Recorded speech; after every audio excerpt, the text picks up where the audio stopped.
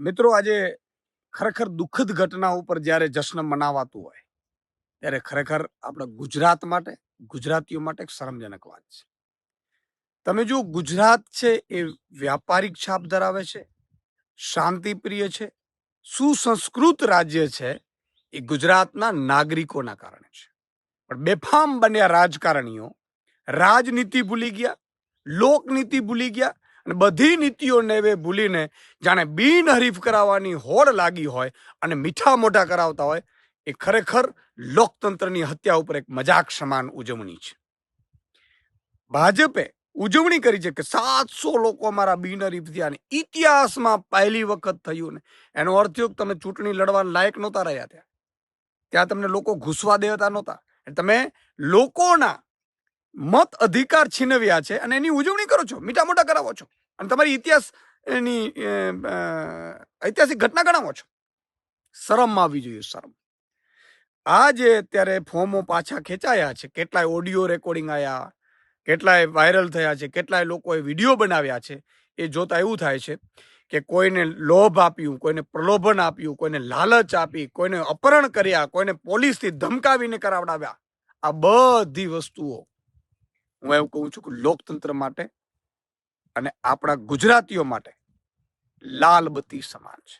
લોકશાહીનો અર્થ શું છે? આવી જ રીતે બાંગ્લાદેશના બેન શ્રી શેખ હસીનાએ આવું કર્યું હતું. બધા વિપક્ષોને જેલમાં નાખ્યા અને તોડફોડ કરીને 85% બહુમતી સાથે સરકાર બનાવી, પ્રધાનમંત્રી બન્યા. થયું શું? છેલ્લે પ્રજાએ એને ભગાડવા પડ્યા. આપણે તો અહીંયા શાંતિપ્રિય રાજ્ય છે, ગુજરાતના નાગરિકો શાંતિપ્રિય. કેટલાય લોકોના મને ફોન આવે કે સુદાનભાઈ આપ શું કરે છે ભાજપ પડા, અને પાછી ઉજવણીઓ કરે છે, મીઠા મોઢા કરાવે છે. શરમ આવી જોઈએ, શરમ.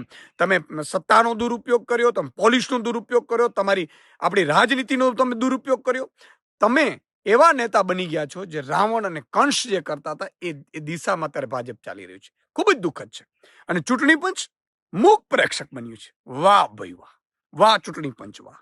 તમારી ફરજ એ હોય, શેષાન સાહેબને યાદ કરો. તમે આ ચૂંટણી પંચમાં એનો ઇતિહાસમાં નામ લખાણું છે. ત્યારે ચૂંટણી પંચ અને કેટલાક કહેવાતા પોલીસ અધિકારીઓ માત્ર ને માત્ર જાણે ભાજપના કાર્યકર્તાઓ આવી રીતે કામ કર્યું હોય એવા જે અહેવાલો સામે આવ્યા છે.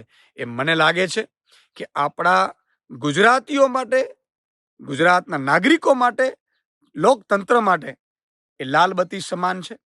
આજે આપણે લોકતંત્રની હત્યા થઈ છે અને એમાં ઉજવણી ન હોય, પણ ગુજરાતની જનતા બધું જાણે છે. જેને જેને ચૂંટણીનો અધિકાર છીનવ્યો છે એ લોકો જાણે છે. અને હવે જે ચૂંટણી આવવાની છે એમાં પણ ગુજરાતની જનતા પોતાનો મત આપશે એવું મને પૂરો વિશ્વાસ છે.